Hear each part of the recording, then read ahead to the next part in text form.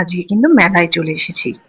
এই যে রথের মেলায় জগন্নাথ প্রভুর রথযাত্রা উপলক্ষে এখানে মেলা বসেছে বিরাটিতে। তো আমি ছেলেদের নিয়ে এবং আমার হাজবেন্ডকে নিয়ে চলে এসেছি মেলাতে। দেখুন মেলাটা কি সুন্দর লাগছে, এই যে সেই নৌকো দোলনা যেটা আহ আমি আগে খুব চড়তাম ওই দোলনাগুলোতে, কিন্তু এখন আর চড়া হয় না। এই মেলা দেখতে কিন্তু ভীষণ ভালো লাগছে। ছোট ছোট রাইডস এন্ড অনেক দোকান বসেছিল।